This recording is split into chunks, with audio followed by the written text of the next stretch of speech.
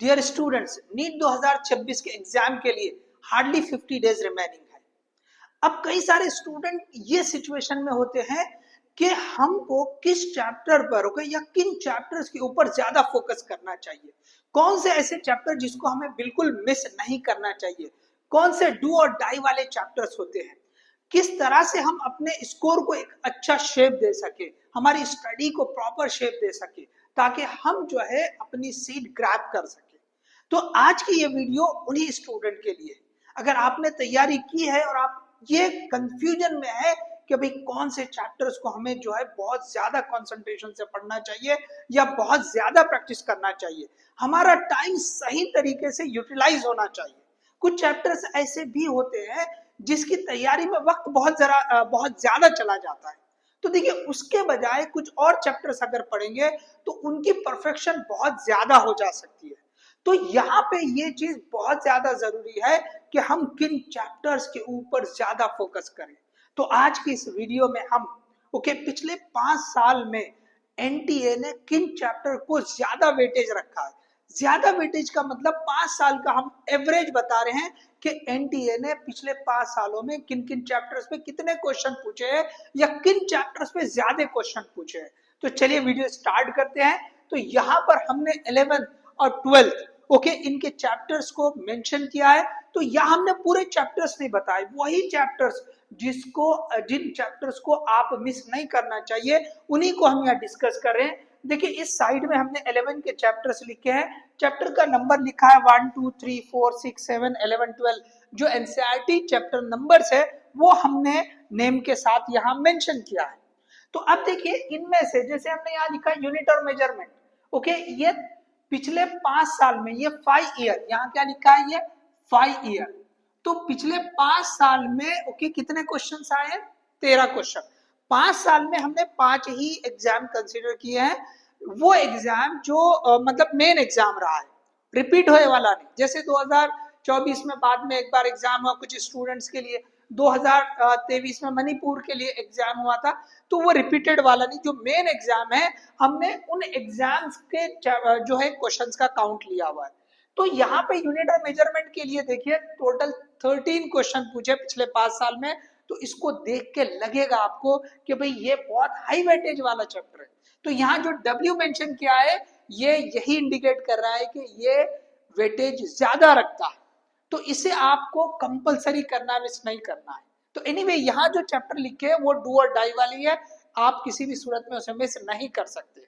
अब देखिए यहाँ पे लिखा है, चलो हमने नंबर या जो है नेम्स पढ़ लिए, लेकिन ये भी समझना जरूरी है कि भाई यही चैप्टर्स को हम क्यों डू और डाई वाले बोल रहे हैं। कहीं पे वेटेज कम भी है, इसके बाद भी उसको इंपॉर्टेंस क्यों दी गई, तो यहाँ पे हम चलो उसको समझते हैं। तो चलिए पहला चैप्टर यूनिट और मेजरमेंट। ऑब्वियसली सामने देखकर लग रहा है 5 साल में बहुत ज्यादा क्वेश्चन पूछे, बहुत ज्यादा इंपॉर्टेंट चैप्टर है। उसके बाद काइनेमेटिक्स के जो 2 चैप्टर है, मोशन इन 1D पिछले 5 साल में 7 क्वेश्चन पूछे, और मोशन इन 2D 5 साल के पेपर में ये 5 क्वेश्चन पूछे हैं। तो यहाँ पे 1 का एवरेज हो रहा है, यहाँ पे 1 से थोड़ा बढ़ के एवरेज हो रहा है। तो एनीवे काइनेमेटिक्स का पोर्शन अच्छा खासा बड़ा है, उसके हिसाब से ये क्वेश्चन जो है एक मॉडरेट लेवल पे है, बहुत ज्यादा वेटेज उसको नहीं दिया गया।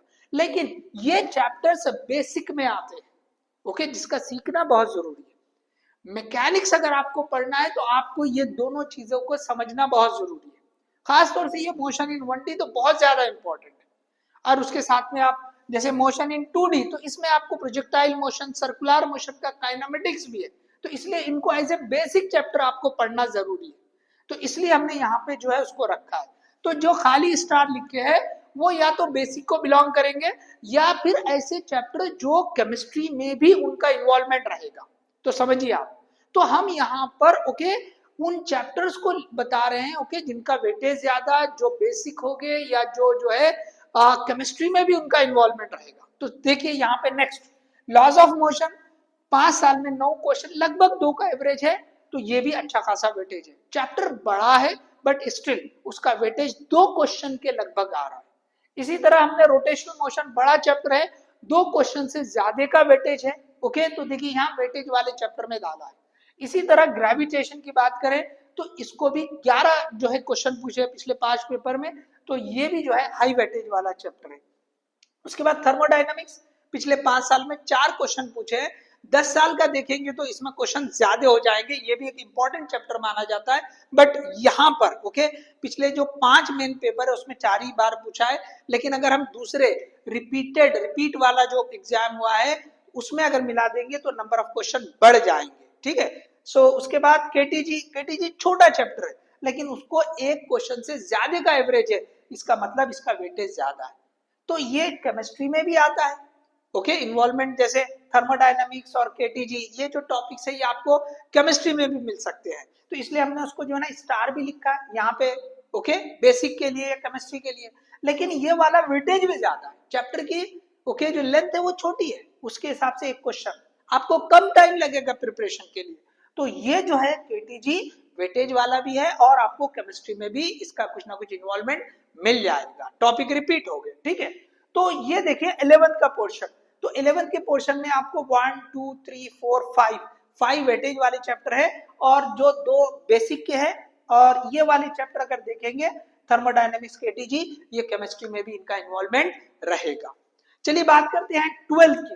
तो 12th में देखो इलेक्ट्रिक चार्जेस एंड फील्ड, जो इलेक्ट्रोस्टैटिक के 2 चैप्टर है उसमें से पहला चैप्टर काफी बड़ा चैप्टर है, लेकिन हमने यहाँ सिर्फ इसलिए रखा है कि इसका बेसिक आपको अगले वाले चैप्टर में लगेगा, जिसका पिछले 5 साल में बहुत ज्यादा वेटेज रहा है। देखिए 5 साल में 16 क्वेश्चन, मोर देन 3 का एवरेज आ रहा है, बहुत ज्यादा इंपॉर्टेंट है।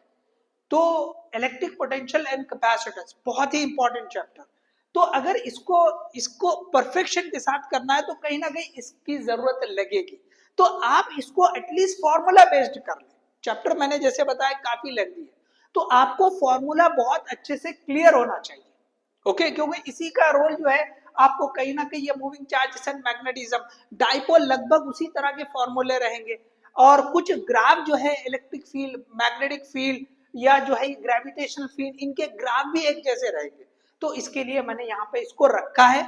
इसके साइज चैप्टर की लेंथ के हिसाब से जो क्वेश्चंस पूछे वो बहुत कम पूछा है, लेकिन आप फॉर्मूले को अगर लेके भी वर्कआउट कर लेंगे तो आपको अगले वाले चैप्टर में हेल्प मिलेगी, जिसका वेटेज बहुत ज्यादा रखा है।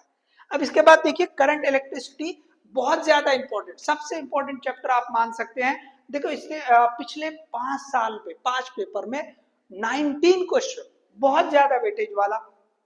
मूविंग चार्जेस एंड मैग्नेटिज्म, ये भी एक बड़ा चैप्टर है, इसको भी 2 क्वेश्चन से ज्यादा का वेटेज है। उसके बाद मैग्नेटिज्म मैटर, इसी के कंटिन्यूएशन में है, ये ज्यादा चैप्टर अब बड़ा नहीं है, पहले बड़ा था। अर्थ मैग्नेटिज्म का पोर्शन हटा दिया, अब 2 ही टॉपिक है, एक है बार मैग्नेट, दूसरा है मटेरियल। अगर आपने उनको ठीक से पढ़ लिया तो इसके ऊपर भी एक क्वेश्चन का एवरेज बन रहा है। उसके बाद एसी, ये भी बहुत अच्छा वेटेज वाला चैप्टर है, मोर देन 2 क्वेश्चन का वेटेज आ रहा है। ईएम वेव्स छोटा चैप्टर है, ओके छोटे चैप्टर पे आपको 1 से ज्यादा का एवरेज मिल रहा है। 7 क्वेश्चन पूछा है पिछले 5 पेपर में, 5 साल की जो मेन पेपर है। रे ऑप्टिक्स काफी बड़ा चैप्टर है लेकिन हाई वेटेज वाला है, देखिए 3 क्वेश्चंस का यहाँ पर एवरेज मिल रहा है, ओके 3 क्वेश्चंस का। उसके बाद dual nature of radiation matter, ये छोटा चैप्टर है, बहुत बड़ा नहीं है, उसके हिसाब से 2 के करीब एवरेज मिलना बहुत हाईली वेटेज आप मान सकते हैं, ओके तो बहुत ज्यादा इंपॉर्टेंट चैप्टर, ओके। उसके बाद एटम, ये भी जो है एक मॉडरेट चैप्टर है, उसको भी मोर देन 7 क्वेश्चन पूछा है, तो लगभग 1.5 क्वेश्चन आप कंसीडर कर सकते हैं।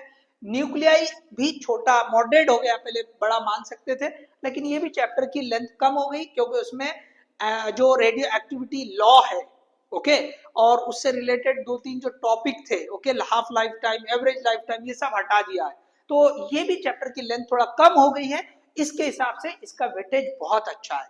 इसके बाद लास्ट वन सेमीकंडक्टर्स, सेमीकंडक्टर्स बहुत ज्यादा हाई वेटेज वाला चैप्टर है।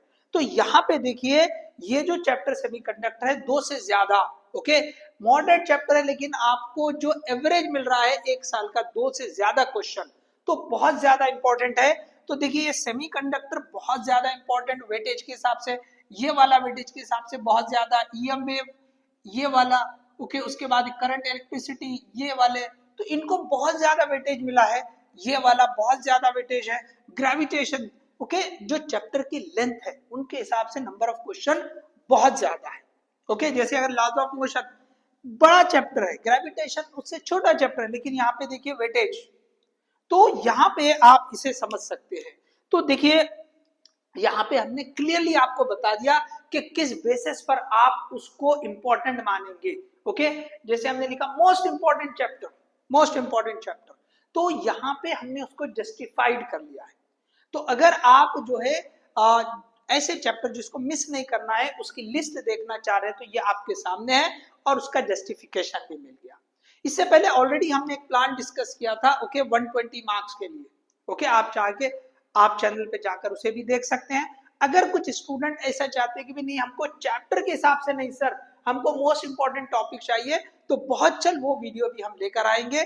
तो होप ये वीडियो आपके लिए हेल्पफुल रहेगी। इसी तरह के और वीडियो देखने के लिए चैनल को सब्सक्राइब करें, वीडियो को ज्यादा से ज्यादा लाइक करें, शेयर करें। All the best, thank you.